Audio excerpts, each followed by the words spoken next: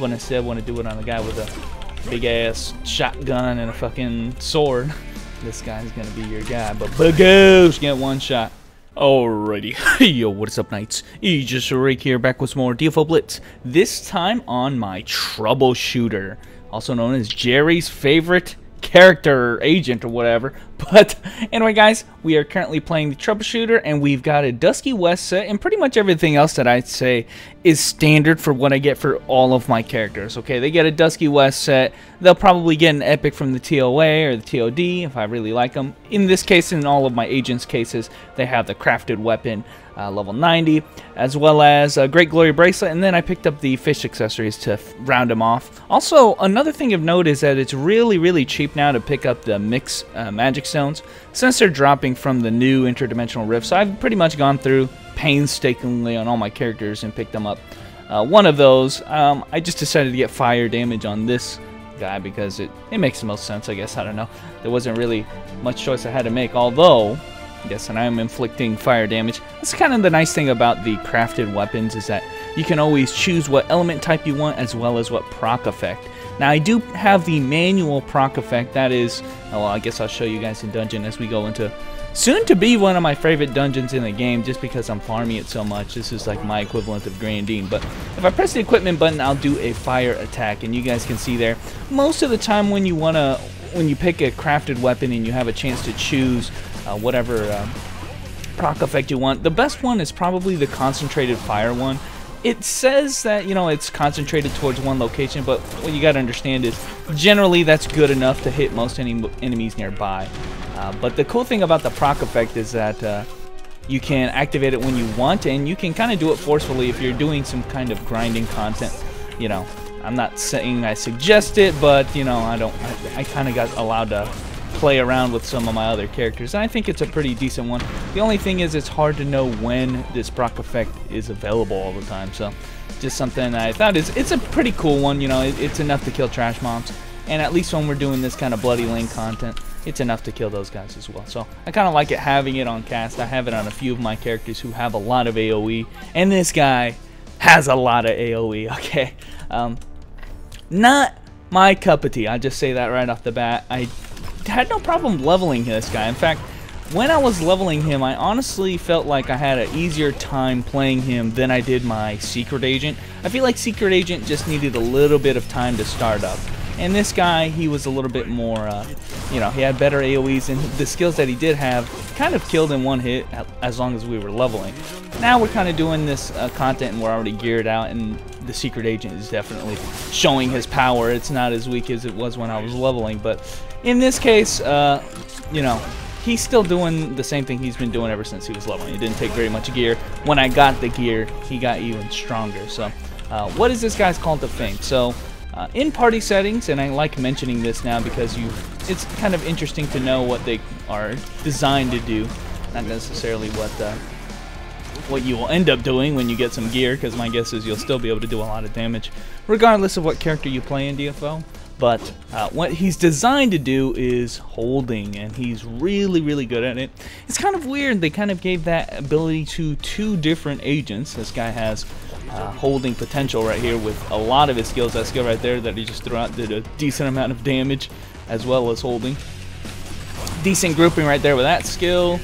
And huge AoEs. I'm talking, look at the boosh! Clear the whole room nearly. You have like big grenade attacks. This will kill the whole room right here. Boosh! Okay. As I say that, missed 3 enemies, but you kind of get the point, guys. He has a square sword, I think, is the weapon he has, as well as, I call it a blunderbuss, because look at it, man. It's like it's a freaking shotgun, man. He has it in hand form. Little nets right here to do AoE grenades, and you kind of get the point with this character. The holding kind of comes in his really low cooldown skill right here, as well as a sword stabbing attack I don't really use hardly ever. And then, of course, your first and second awakening. This one holds for the entire duration. Really kind of long, drawn-out hold like that up until the explosion at the very end. And same thing with this second awakening, which is, we'll show that off as well. But this guy is really good. The little grenade that he has right there has a super low cooldown, and I'm using it mostly for damage right now, but it has like 10-second cooldown, so you'll be able to throw it out there, hold somebody down, and just rack them. So he also has a party-wide buff as well. Well, not so much a party-wide buff. It's more like a debuff. So he basically all of his skills provide a about a 20% damage amplification. This is kind of similar to what you'll see with the Inquisitor. So the Inquisitor, I feel like I talk about a lot in these videos because she was such a defining class. I feel like she's the class who had the shred and the hold and the different mechanics, and a lot of classes seem to be playing off of the Inquisitor class, and this guy's no exception. I mean, he has holds just like the Inquisitor, and he has damage amplification in the form of shredding like the Inquisitor does as well. So pretty cool. As we picked up a terrible sub equipment. I'm so tired of those things dropping. I'm pretty much convinced that there's only like 1 or 2 good ones of those things that drop, those sub equipments. I don't know why they exist in this game, honestly. Some of them are magic stones too. They're just so annoying to see because I don't even look at them anymore. It's just like they don't help at all. Now maybe you guys will tell me one situation where that might actually be useful, but yeah, guys. I mean, I haven't really explained too much about this guy's gimmicks because honestly, he doesn't really have one. He's very straightforward class.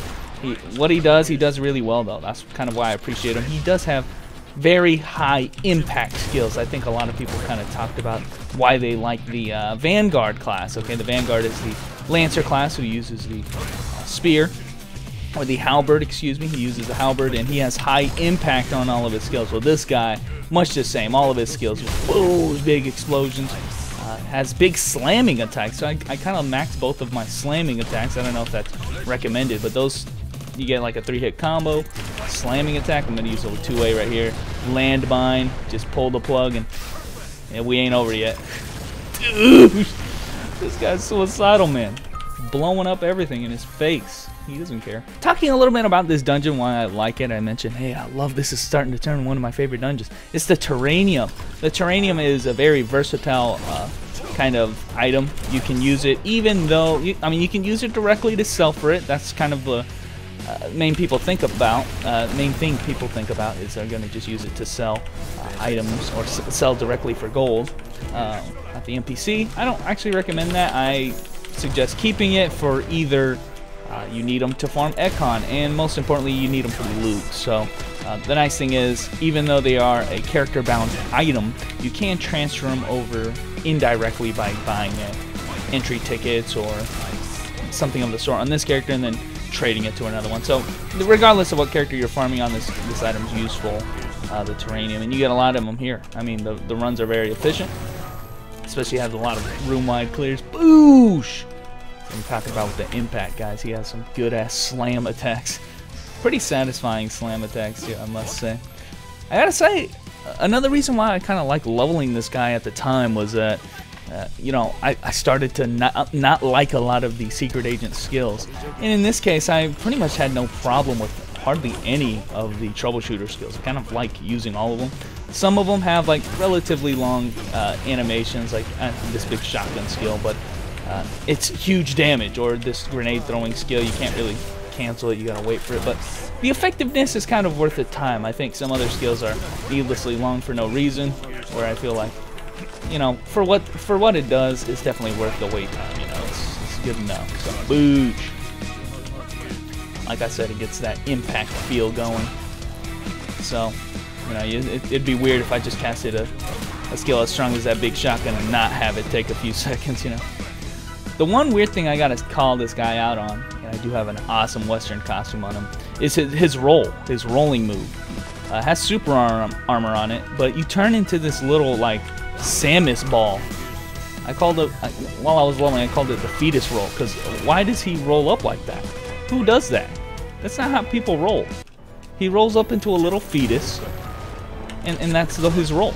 I don't know why he has to look so goofy like that, but he really compacts himself like a Samus morph ball there. But yeah, weird ass roll, but you know, it gets the job done. It does have a little bit of super armor, so if you want to just super armor through attacks, you'll always have that available. Mostly I'm just using it for movement, because this guy already has a ton of skills which has super armor on it.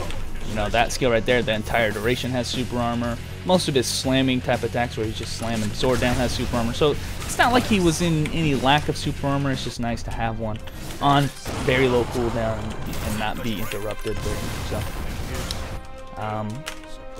yeah, guys, I don't think I've shown off I don't think I've missed anything with this class. It's extremely straightforward. I think this is the kind of content that I don't mind playing him in. I think he does it exceptionally well. But if you want to provide some kind of holding potential, just like Inquisitor, when I said want to do it on a guy with a big ass shotgun and a fucking sword, this guy's gonna be your guy. But bagoosh, get one shot. And I like seeing those damage cap numbers. Sure does help that they gave us crafted weapons during this event period when we made the agents. I kind of feel bad for anybody who didn't make an agent during that time, because all of our agents right now are just way stronger because of it. I mean, trust me, this would be one of those characters on my account which would be in poverty gear, would have a hard time even getting a legendary set if they didn't give me that weapon to kind of help my grinding and stuff. But I have not been using the equipment effect. I'm a little disappointed that it takes a while to kill the enemies, but that has a cooldown of, I think, 12 seconds. If you guys know of a way for me to know when it's available again, that'd be great, because, you know, I would use it every single time off cooldown, which we will show in the next video when we talk about the specialist. He has a weapon as well, of which I decided to get the crafting effect, that equipment proc effect, and you're gonna see some memes. That's all I'm gonna say about that. But anyway, guys, here's a little bit of hold and the slam down, baby. He's not running anywhere. But anyway, guys, thanks for watching. A little bit of troubleshooter action. I really like, you know, this guy is pretty standard. Like I said, plays a lot like Inquisitor. In fact, I would prefer playing Inquisitor over this guy. But you know, he gets the job done. He doesn't have to worry about no oil and fire. He just kind of does it. Bagoosh, hold, or, you know, big damage, or just throw the awakening. Just kind of how it goes. And you're gonna be, everything that you do is going to be providing a defense shred that is going to help your party out. So, you know, just kind of very straightforward, and he gets the job done. And no skills that I really dislike. So, kind of like it if you like high impact gameplay and you want to have, you know, a gun and a sword. It's between this guy or Inquisitor. That's what I'm saying. So, anyway, guys, thanks for watching. And I will catch you nights later.